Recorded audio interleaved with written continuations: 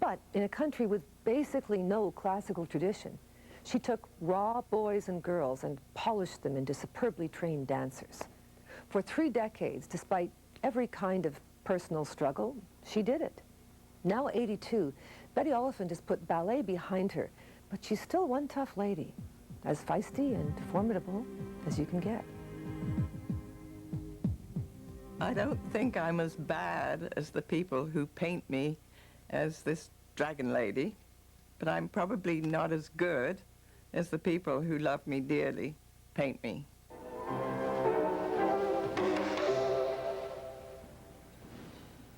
What did I say? I said I'd rather have 4 in each position. And don't go back on your heels, lift out. I'm always very offended by the saying, those who can do, those who can't teach, because teaching is a very special gift, because I believe in finding the key that unlocks the door. When I was 18, I realized that I didn't really want to dance, that my true love was teaching, and by teaching dance, I got the best of both worlds. I still had a passion for dance, but I was able to express it more by producing dancers than I would have if I'd danced myself. Betty Oliphant was successful in creating top-notch ballet dancers that stood up to the world in their quality, in their technique, and in their prowess. Her contribution can be summed up in names. I don't think you can become a classical dancer without a good teacher in your formative years. What Betty's given us in Canada for us to have an international standard of dance, she really sowed the seed of that and developed it over the years and struggled to just make everybody believe in her dream, and it came to fruition. We have the most outstanding National Ballet School now, and you know, she's responsible for that.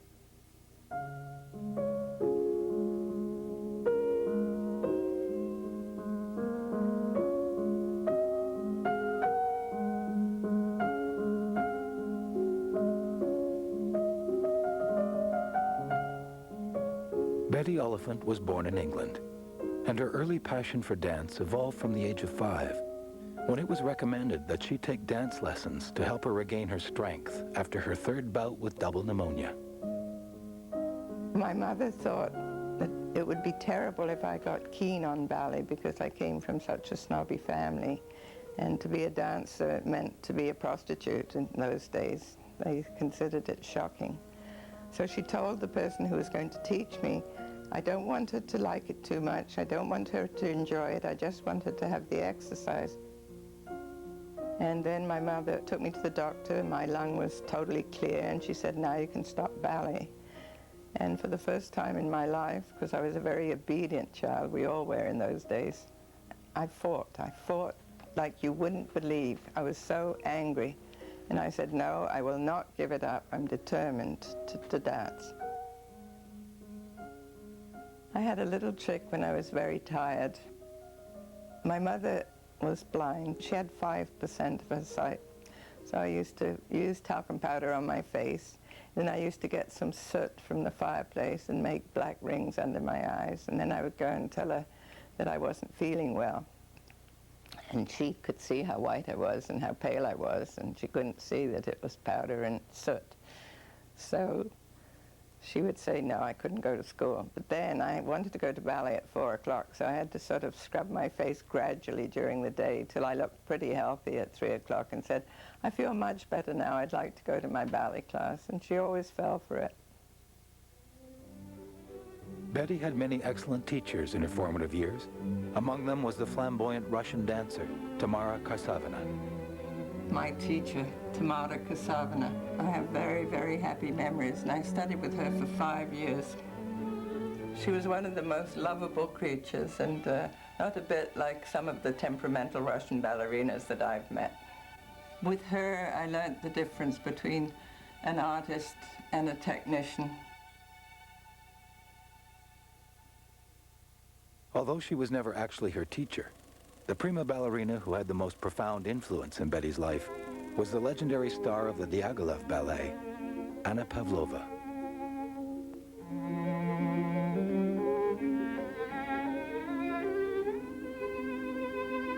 Oh my goodness, so beautiful. Anna Pavlova was one of the great stars of ballet, one who will never be forgotten by people who saw her. And my mother was very, very generous and used to take me to see Anna Pavlova in London. I saw her 30 times at the Golders Green Hippodrome, and I saw her very last performance. I was 11. And then she got pneumonia and she died. I went to school and I cried all day at school, and they were all laughing at me. Why would I cry about a silly old ballet dancer?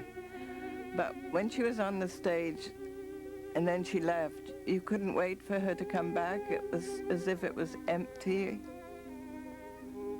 After every performance that I saw, I used to go with a huge bunch of violets because that was her favorite flower. And she would take them and kiss me, and it was like a dream.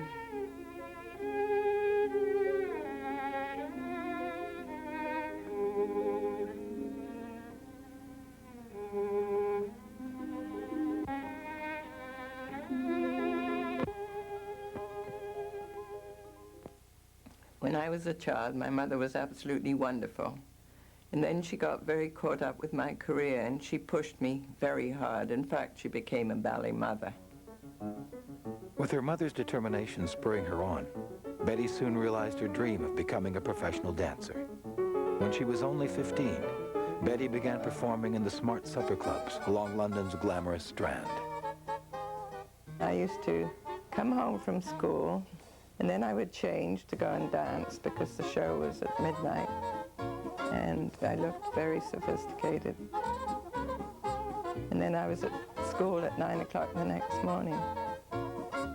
By the late 1930s, Betty's dancing was beginning to gain favorable attention. But her career drifted from center stage with the outbreak of World War II. I decided that it wasn't right to be in dance at the age of 21 when your country was at war with all this English patriotism. And I joined the ambulance service. I was a driver of one of the white fever ambulances.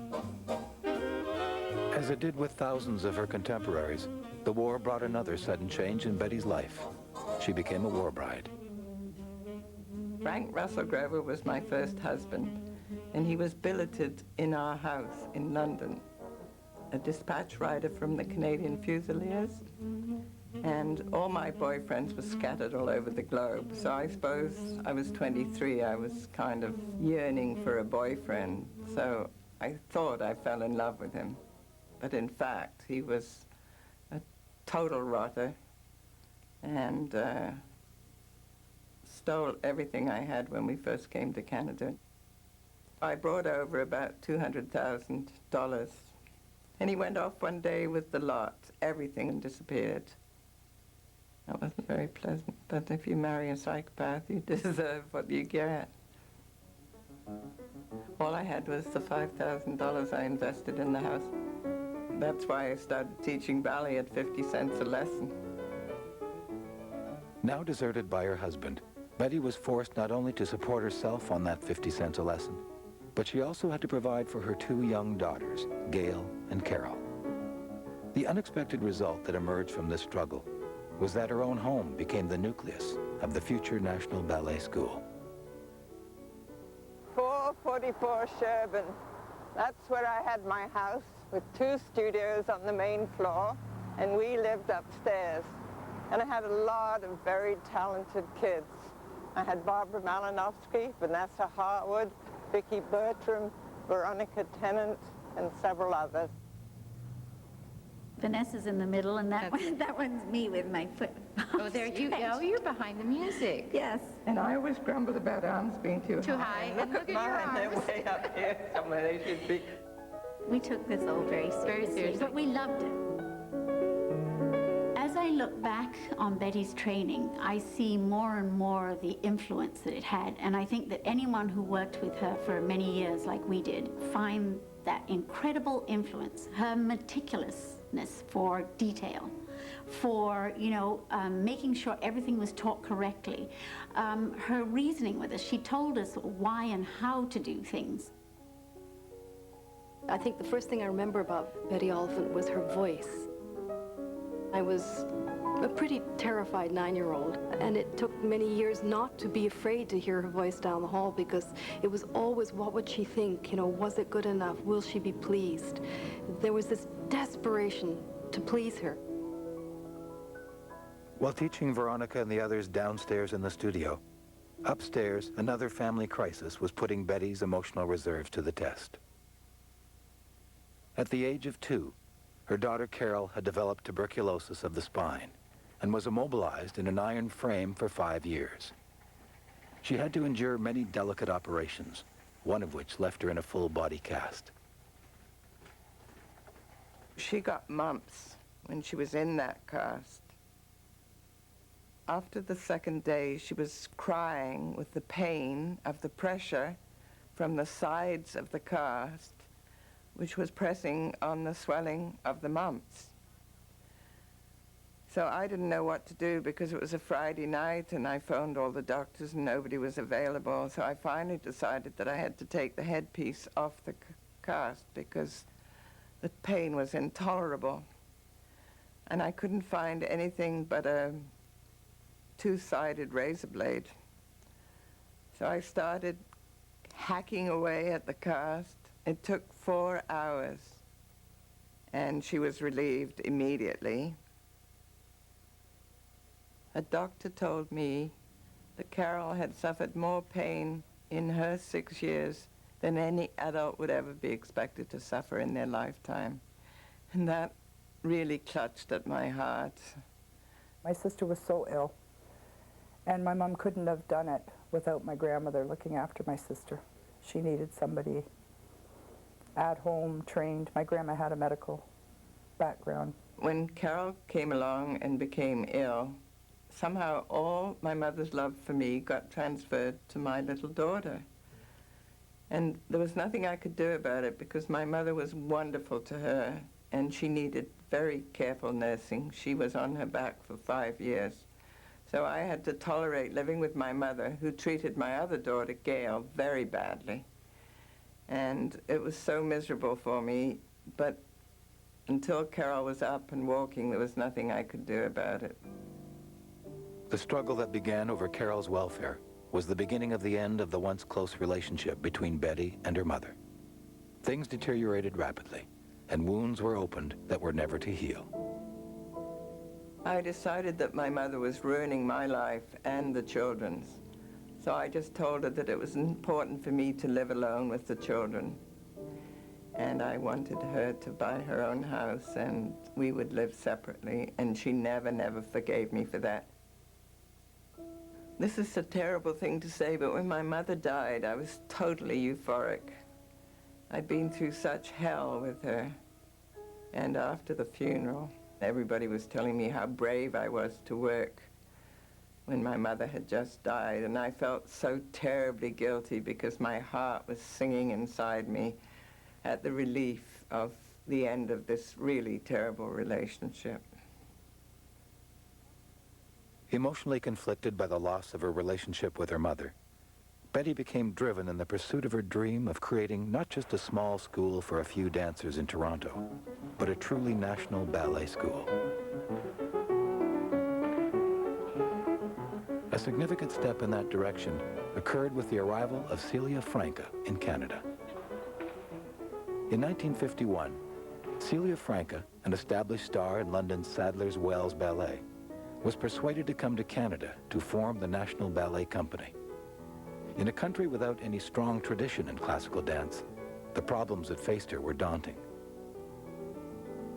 One of her first steps was to find the best coaches and teachers that she could. Celia was immediately impressed with Betty's teaching skills and asked her to help start a summer school to attract prospective talent from across the country. This was the moment Betty had been waiting for.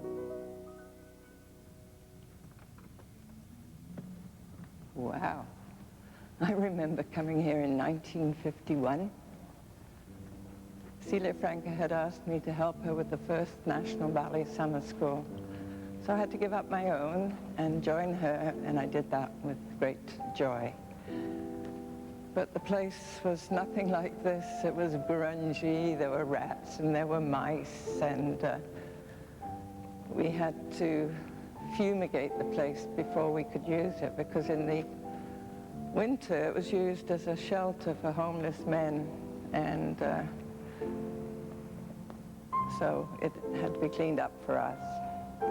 And I'll always remember that we did a 6-week summer school, and Celia was told that if we made a profit, it would go towards the National Ballet. But if we made a loss, then we would have to pay it out of our own pockets. So luckily, we made a profit of $1,000.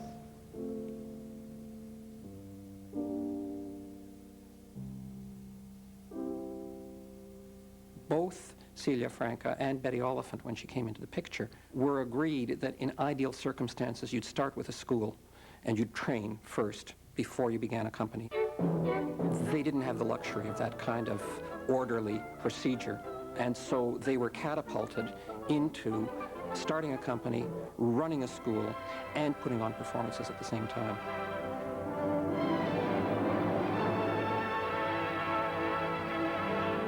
In 1957, it was decided that there would be a permanent national ballet school, and Betty became its founding principal. When they asked me to be the founder of the National Ballet School, I wanted to accept that very much because it was the ideal. They were going to have all their academic education, and we were going to have a residence. So we could take children from all over Canada and later on from all over the world. But I left school when I was 15, and I always felt very deprived that I hadn't had more education. I vowed that if I was ever able to, I would have a school which had such good academic education that not only would it be enriched, but the kids wouldn't be trapped into being dancers. She had a very open mind. She wanted to experiment with new ways of teaching, of new ways of treating children. She recognized that she was training people, some of whom would not be dancers, and they too had to be prepared for the rest of their lives. So she wasn't just running an academy, she was giving them a life education.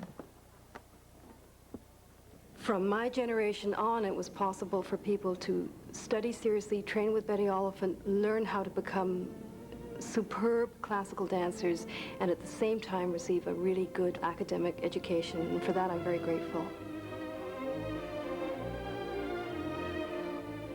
When I was just graduating from the National Ballet School and went to Europe for the very first time in the late 60s, and I took classes at the Paris Opera and in Cannes and in Stuttgart, and people would come up to me and they'd say, "We cannot place your training. Where are you from? You know, you're not American, you're not British, you're not French, you're not Russian.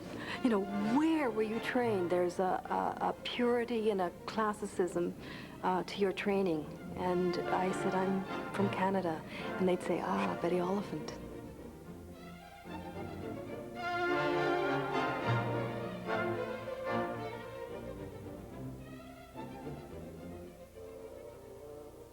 It was one of the finest schools in the world, still.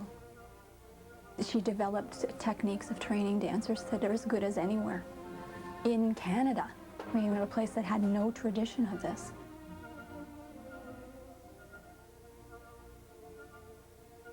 Oliphant went to Moscow and saw how they were training their students there, and she brought teachers from the Bolshoi into the school. This at a time when the Cold War was still on, and this was a pretty complicated maneuver politically, if nothing else. So she had the self-confidence to invite other competing types of instruction into the school so that her students would get the widest possible exposure to dance movement. One of the cleverest things that Betty ever did for us was to insist that we watched company class. Well, she didn't have to insist. We were all absolutely dying to watch company class. And that had an amazing impact on me and also on our imagination. That's what you wanted to do. You got to see people doing it brilliantly while you were still down here working on it. I know I was a very sensitive child who took everything to heart, you know, and was overly sensitive about things. And without Betty teaching me toughness from day one, I never would have made it. So when I went into the company, where it was even tougher, I was prepared. She was severe. She had a very strict regime that she wanted us all to follow. But what I enjoyed about her was that although she was strict, and I realized what she was giving me was valuable, even at that young age, I always remember being able to laugh with her, which made it easy. It made it easier. I was better with a demanding teacher than I was with someone that wasn't so demanding. I needed a sort of a strong taskmaster there to say, this is what you have to do. And then there was no question. Fine, that's what I'll do. I don't have a problem with that. Whatever I would be working on that day, she would tell me that that thing wasn't quite good enough, and I'd be thinking, so what am I supposed to do? Like, I'd be working on my turnout, and she'd say, Nadia, you know, I think you can use your turnout better, and I'd be going, but this is it. This is all I've got.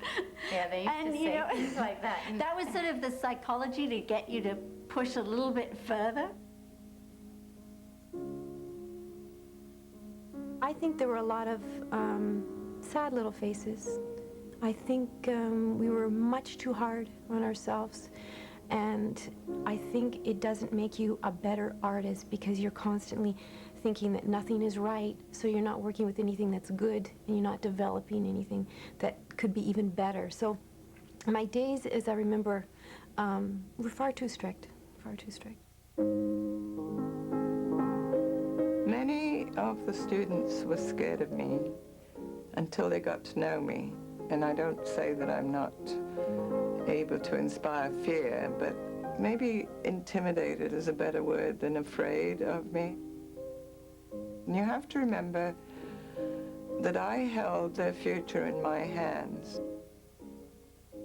It seemed as though, on a daily basis, she was able to make one of the girls cry. Not intentionally, but because she was strict, because she was severe, because she was brutally honest. Usually one girl began crying, and halfway through the year I remember her saying, why does always someone cry in my class? Why do you always cry? Why don't you take Frank as an example? Whenever I bawl him out for doing something wrong, he always laughs. Why can't you all laugh instead of cry? I remember a lot of the boys in my class had sort of a secret crying spot downstairs in the staff washroom. We would run down after class and just cry after her class. But I think what she really made you do was to question whether dance was for you, because the dance world is extremely, extremely tough. There was a time I went to Betty and I said, Betty, how far do you think I'll go as a dancer? And Betty, being the blunt person that she is, sort of thought about it and said, you become a very good soloist, but I don't think you'll go much further than that. So as my career went on in the company, I could see that, yes, Betty was right.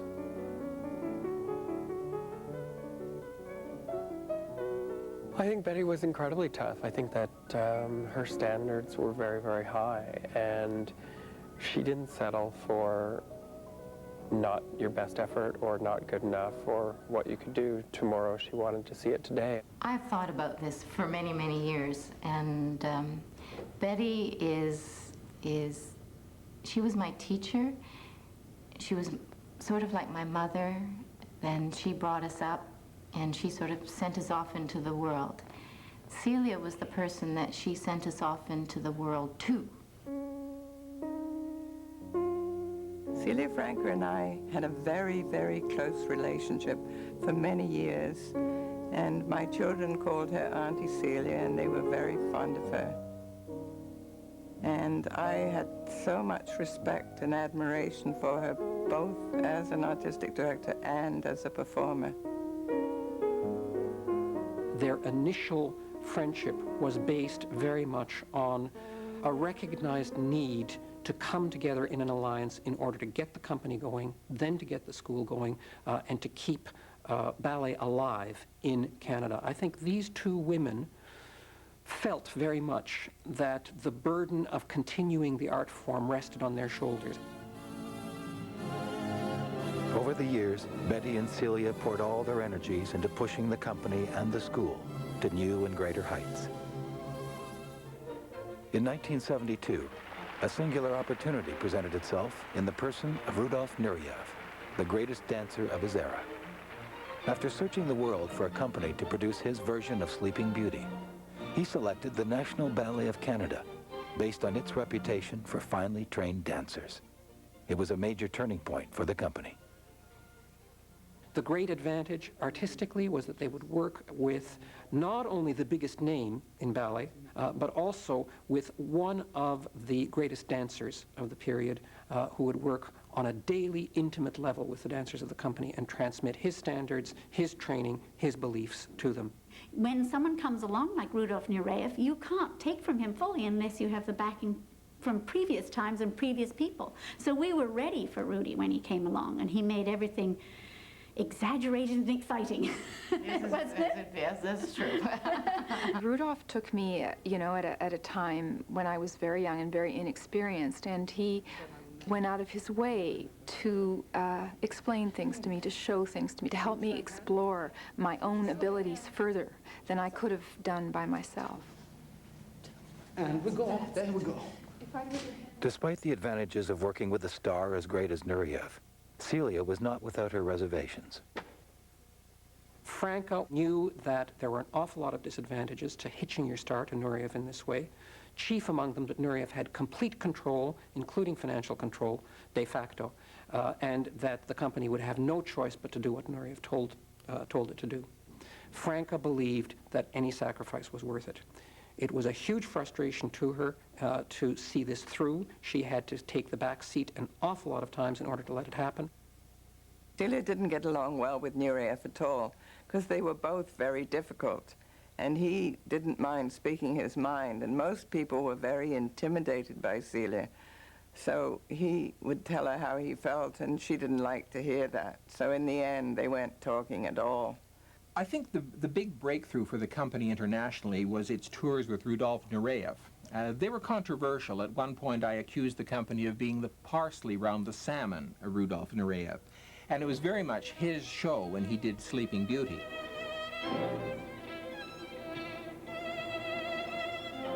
Sleeping Beauty was a monstrous production. When we arrived in Ottawa, where it was opened, the show ran over 3 hours, and that was a disaster because it meant overtime for all the union people, the orchestra and the stage crew. And so Celia, by this time, was refusing to talk to Rudy, so I was the go-between, and I, as ballet mistress, was sent to his dressing room to ask him to cut the ballet. And he was a very, very stubborn man and very difficult, but I was very, very fond of him. So I walked in and I was talking inanities and I couldn't think what to say, and he said, "What does the old bitch want?" And I said, "Well, Rudy, I think she would like you to cut the part of Cinq." Anyway, he was furious at that suggestion, and he said, "I want the Sleeping Beauty done the way I have designed it." So I said, "Well, this is really serious, Rudolph. What do you think we should do?" And he said, "Well, just tell them to play the whole thing faster," which would mean, of course, that the dancers couldn't keep up and it would be hopeless. So what we did, actually, was we cut the intermissions by about 7 minutes.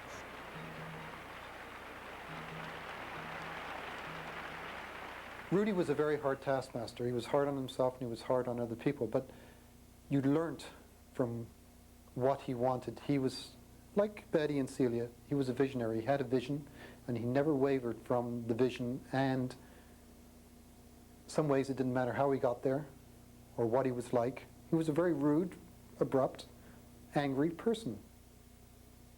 He was a man who could switch from one minute to the next. He could be loving and generous one minute and angry and frustrated another, and you got used to that, and you knew it wasn't a personal thing. He just had a lot of temperament. I had a little boy who was playing the part of a page, and he came up to me and he was so excited and he said, Miss O,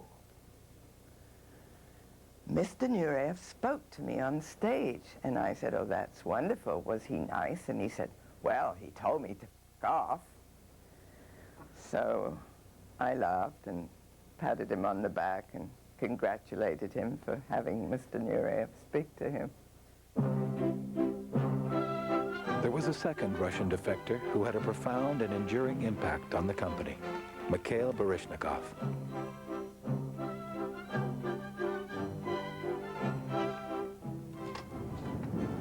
June the 27th, 1974.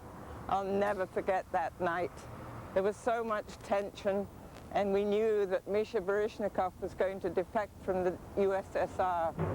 So there was a car waiting for him over there. The KGB men who were always with him raced over to try to catch him as he ran to the car, and the car drove away.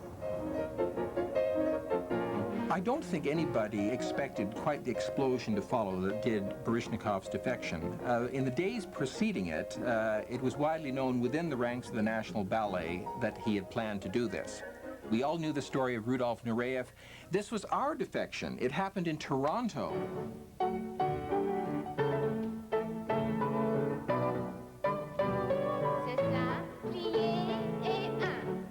Once he had defected and gone into seclusion in Ontario, the pressure was on to have Baryshnikov appear with the company. And Franca was of two minds on the subject. She recognized the kind of coup that this would be for the company, but she'd been through one temperamental Russian already in the person of Rudolf Nureyev, and I think perhaps wasn't too anxious immediately to put the company in a back seat to Mikhail Baryshnikov once again. When Baryshnikov came along, Celia told me that I was very foolish to befriend him because she said, they're all the same. He'll just be like Rudolph, and all he'll want is money. She asked him to dance for the company, and somehow she felt that he owed it to us to dance for nothing at Ontario Place because members of our board had helped with his defection.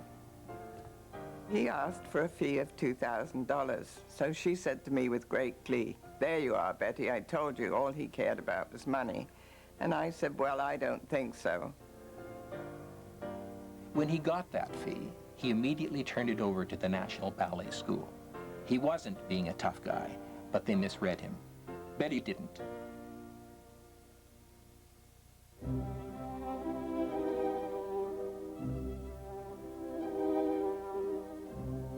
As far as I'm concerned, Misha Baryshnikov was a better dancer than Rudolph. Rudolph only had 3 years training in Russia. He didn't go to the school till he was 17. Although he was a very quick learner, he still lacked that long 8 years training which Baryshnikov had had. For me, Baryshnikov had this tremendous dramatic ability, whereas Nureyev was always Nureyev, whatever part he played. In a way, I feel that it was his sexuality or his sensuality that made Nureyev so special. And he did so many things. He used to pad his jockstrap, and he used to wear pink tights under his black tights to make himself look more sexy. And he was very interested in all sexual things, and he was particularly keen on pornographic films. And his one desire was to get me to the hotel, and so that he could show me his library of pornographic films. And I wasn't interested, and he really, really worked on it. It was partly that he was teasing me, but I really didn't want that, so I said no, thank you. I feel as if he was like a panther or like some animal, whereas I feel that Baryshnikov was a great artist.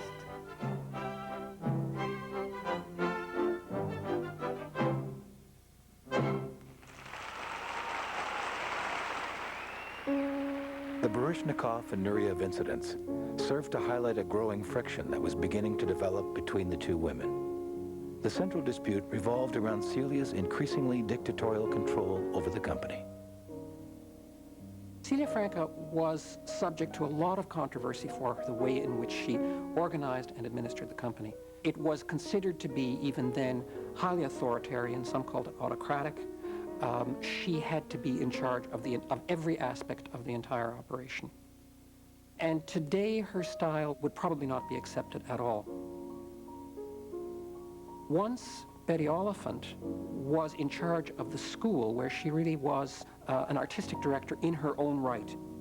It was perhaps inevitable that the two who had worked so closely together previously would start more and more to be at loggerheads with each other.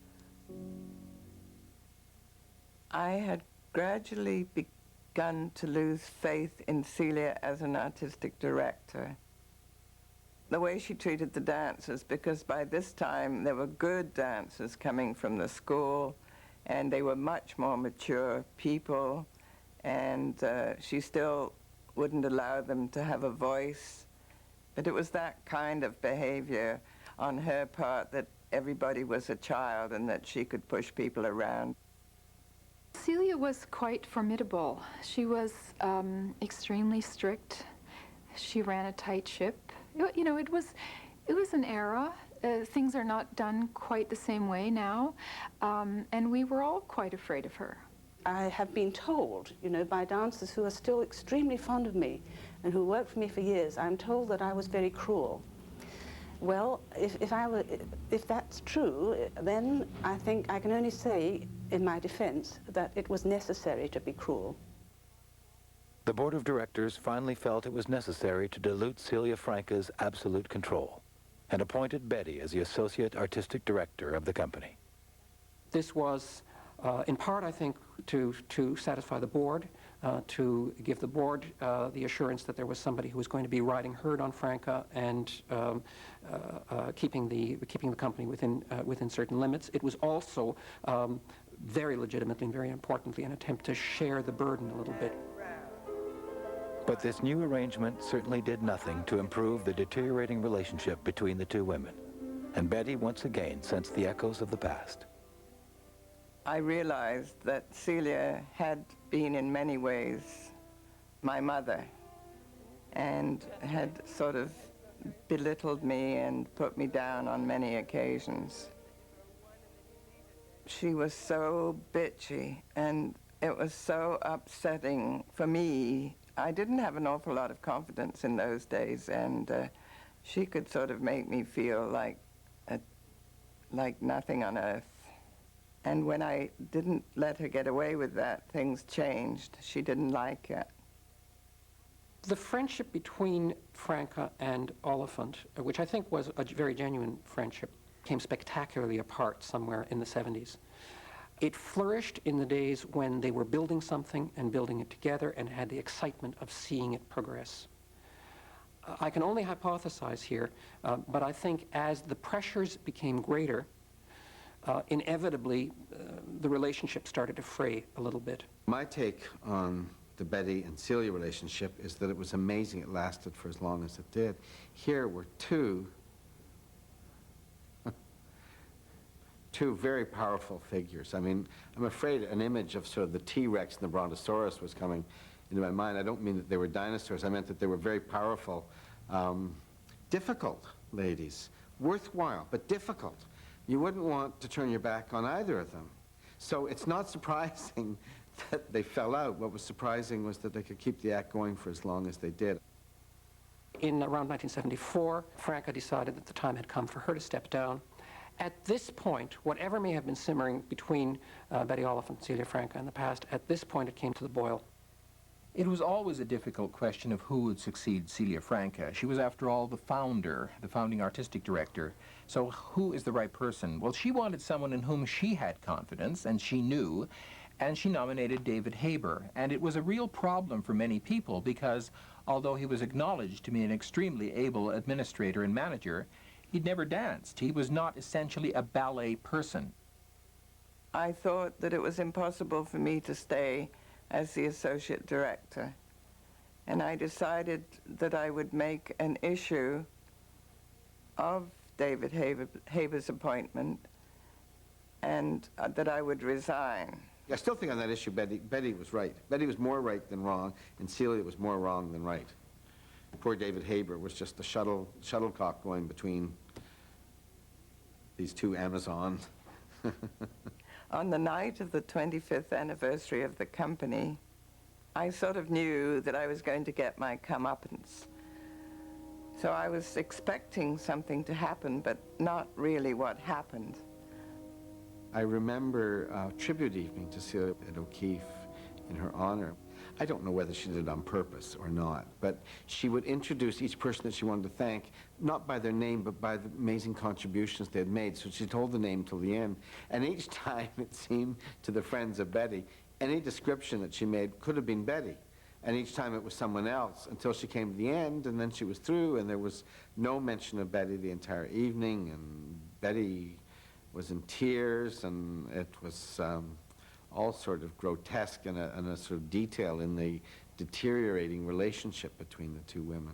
And when I went to the reception that night, one of the board members said to me, "You being here, Betty, that's class. What happened on stage tonight, that's not class." Celia and I are very civil when we meet. I think we probably both regret that the relationship was lost, but I don't have a relationship with her anymore. I remember feeling badly about that because I felt that there was a powerful force there, and I felt that it shouldn't be this way. They should be so proud of what they've done, and feeling the way I did and do about these two individuals, I felt badly for them. And at that time, I wished that perhaps they could be friends again, you know. Although the relationship between Betty and Celia was now severed, Betty remained as director of the National Ballet School. The school continued its unqualified success, turning out dancer after dancer who would go on to international stardom.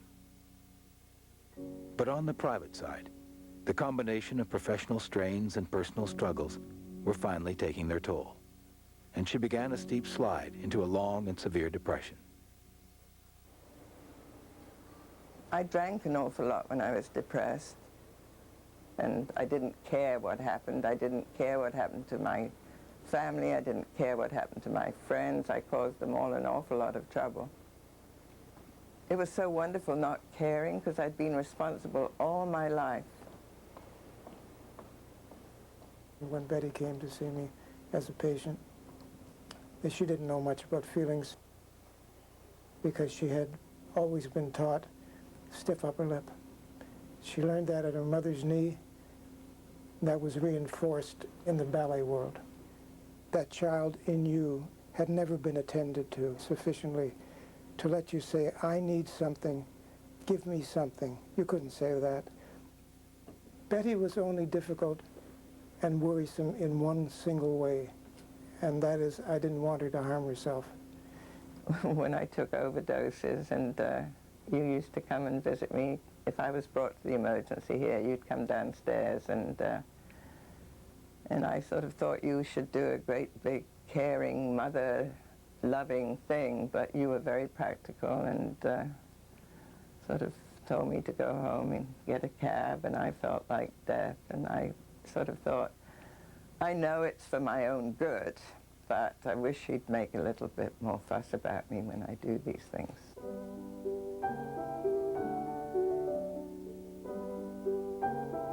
One day I asked him how I could possibly be the successful person I was at the National Ballet School and with the National Ballet Company, and yet be so miserable inside and empty and feeling so hopeless.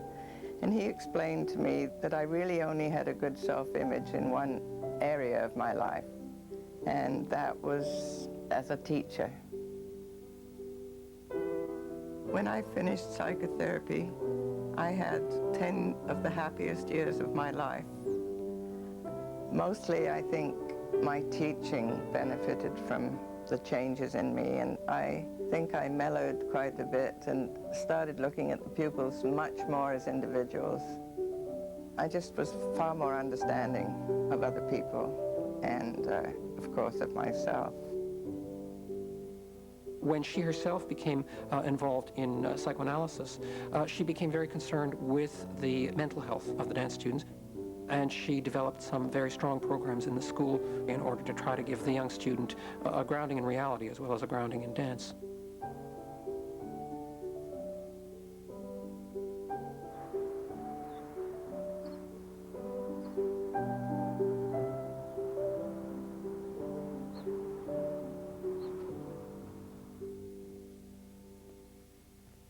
When I was getting close to retirement, there was one dream I hadn't realized, and I was determined that I would have a theater. And everybody told me it was impossible. But I wanted it for the students, for them to have a feeling of professionalism, to give our performances, and also they took classes on the stage. They now had to look out into that dark vacuum which professional dancers have to see.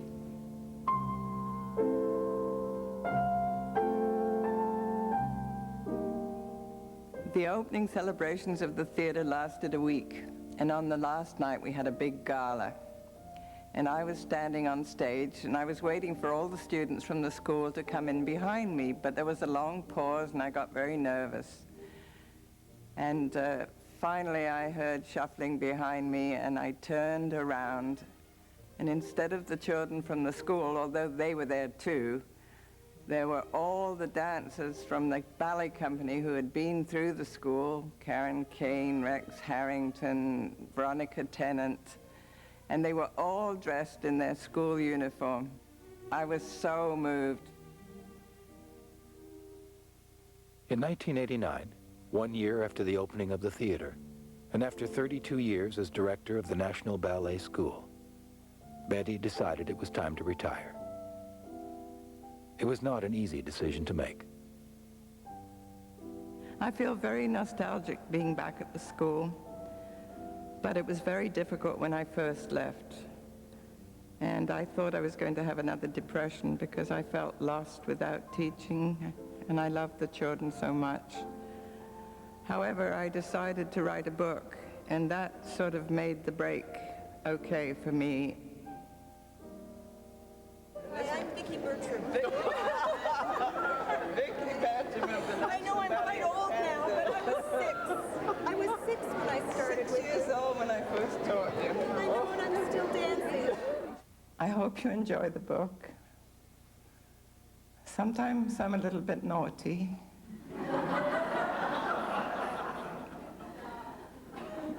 But I have a reputation for being direct, and I don't want to lose it now.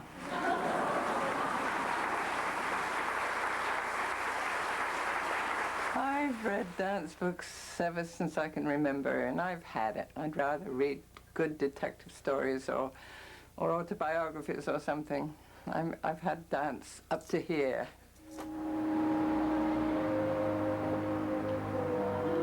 Although Betty has retired from the school, she has by no means withdrawn from the ballet world. She still keeps an active eye on her former students' progress. Thank you. I've had so many exciting moments when pupils of mine do their first big role, and it makes everything worthwhile. And when I saw Johan Pearson and Jamie Tapper do their first Romeo and Juliet, and they did it so beautifully, and I was so moved, and I don't cry outwardly very much, but I was crying inside. That was so moving. Thank you.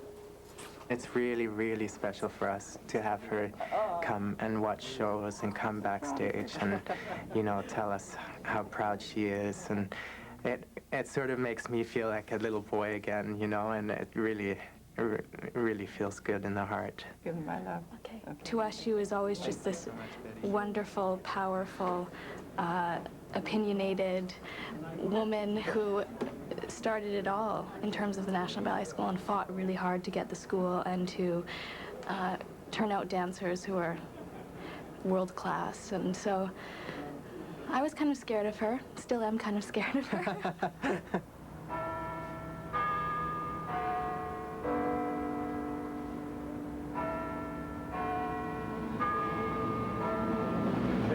Yes. Here you are. Hi. I got a call from Peter Herndorf, who's the co-chairman of the Governor General's Awards, and I was staggered because I thought that all my awards were over. It meant an enormous amount to me.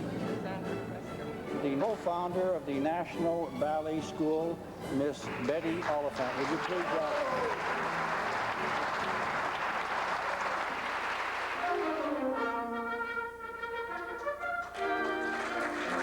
Our next recipient is Miss Betty Oliphant.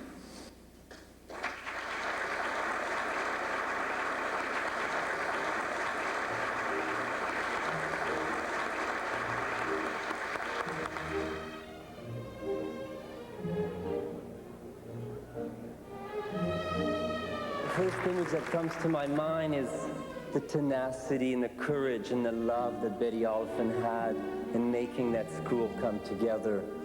And that dedication and that love I carry with me today, and I thank you. Ladies and gentlemen, Betty Oliphant.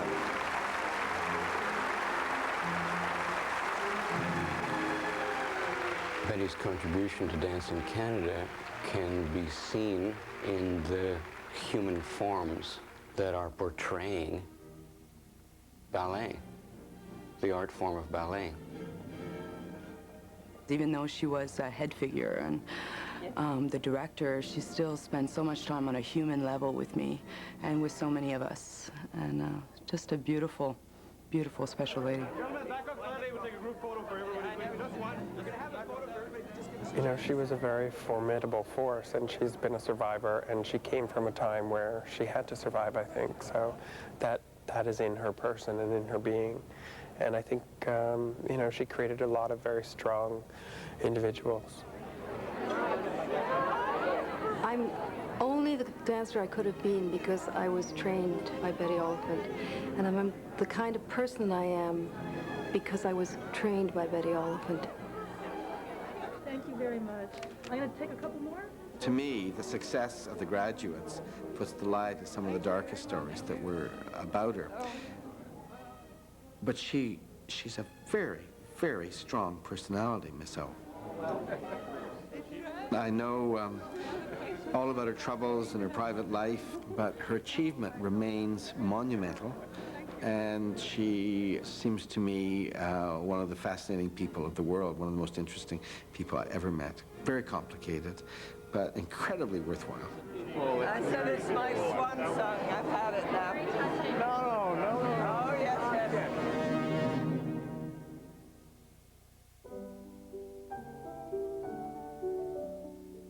I've paid a big price for being outspoken, but I don't have any regrets. I have a sort of deep determination that I won't allow myself to be mastered by life or consequences of things that happened to me. I was lucky enough to do something I loved, and that kept me going. And I would never want to live my life again, but I don't regret 1 minute of it. Tune in again on June 21st when we resume our series of opening night repeat performances with the critically acclaimed Canadian opera Beatrice Chansey. A disturbing tale of love and betrayal set in 19th century Nova Scotia. The opera explores the little-known fact of slavery in this country. It's a powerful story. Hallelujah, oh my Lord, oh King Jesus, won't we be free? So we return June 21st with our next repeat performance of opening night. Don't forget. I'm Linda Griffiths. Good night.